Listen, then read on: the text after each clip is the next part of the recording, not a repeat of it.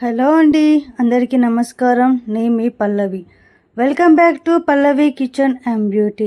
ఈరోజు మనం చేసుకోబోయే రెసిపీ వచ్చేసి చింతకాయ చట్నీ అండి. ఈ చింతకాయ చట్నీ ఎలా చేయాలో ఒకసారి ఈ వీడియోలో మనం చూసేద్దామా అండి. ఈ చట్నీ నాకు చాలా అంటే చాలా మంచిగా వచ్చిందండి.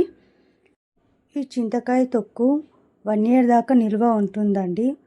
మనకి ఎప్పుడు కావాలంటే అప్పుడు కొద్దిగా తీసుకొని మనం ఈ విధంగా తాలింపు అనేది వేసుకోవాలి. చట్నీలో కొద్దిగా స్పైసీనెస్ అనేది యాడ్ చేసుకుంటే మరింత టేస్ట్ పెరుగుతుందండి. ఈ చింతకాయ చట్నీకి కావాల్సిన ఐటమ్స్ ఇక్కడ ఉన్నాయి. ఒకసారి మనం ఈ వీడియోలో చూసేద్దామా అండి.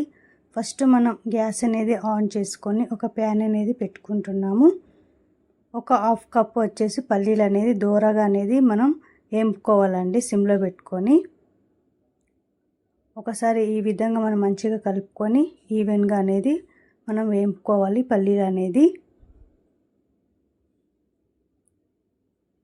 ఫ్రై అయిన పల్లీలని ఒక ప్లేట్లో తీసి పెట్టుకుందాం పక్కకి. అదే ప్యాన్లో 1 స్పూన్ వచ్చేసి ఆయిల్ వేసుకుంటున్నాను. ఒక 10 దాకా నేను మిర్చి అనేది యాడ్ చేసుకుంటున్నానండి.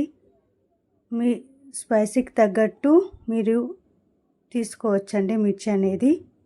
ఈ విధంగా మనం ఫ్రై చేసుకోవాలి. ఒక 8 దాకా నేను చిన్న ఎల్లిపాయలు అనేది తీసుకుంటున్నాను. ఈ విధంగా మనం ఫ్రై చేసుకోవాలి ఆయిల్లో. ఫ్రై అయిన మిర్చి ఎల్లిపాయలు అనేది ఒక బౌల్లో తీసి పెట్టుకుందాం పక్కకి.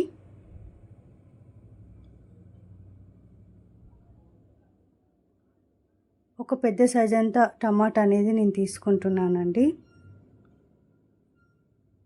ఒక 1/2 స్పూన్ వచ్చేసి నేను ఆయిల్ వేసుకొని మంచిగా ఇది ఫ్రై చేసుకుంటున్నా. ఈ విధంగా మనం కలుపుకోవాలి. ఫ్రై అయిన టమాటాలు కూడా ఒక బౌల్లోకి తీసుకొని పక్కన పెట్టుకోవాలి. ఫస్ట్ మనం ఫ్రై చేసుకున్న పల్లీలని మిక్సీ పట్టుకోవాలండి.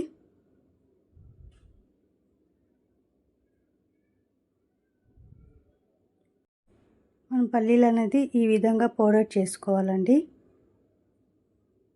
ఫ్రై చేసుకున్న మిర్చి ఎల్లిపాయలు కూడా వేసుకొని ఒకసారి మిక్సీ పట్టుకోవాలి కచ్చాపచ్చాగా. టమాటాలు కూడా యాడ్ చేస్తున్నాను. టమాటాలు కూడా కచ్చాపచ్చాగా పట్టుకోవాలి.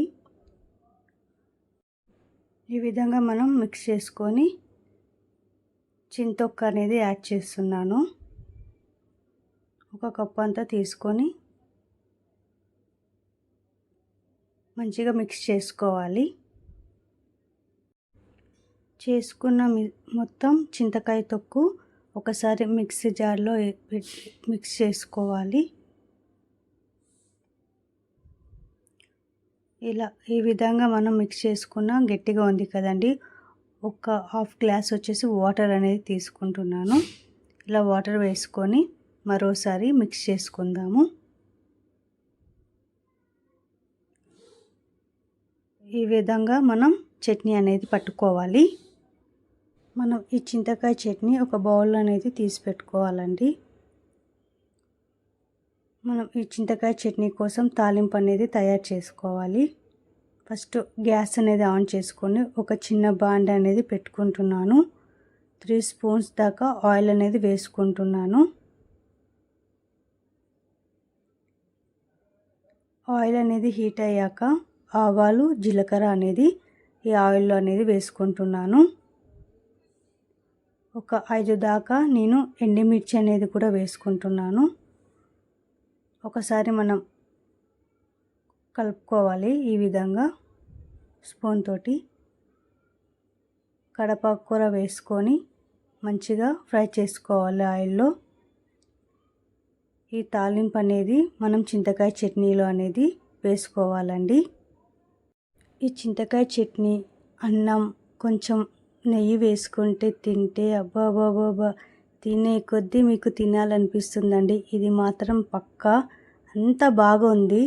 మీరు ఈ వీడియో మీకు నచ్చినట్లయితే like and share and subscribe చేయటం మర్చిపోవద్దండి. Thank you for watching all my videos అండి. బాయ్ బాయ్ అండి.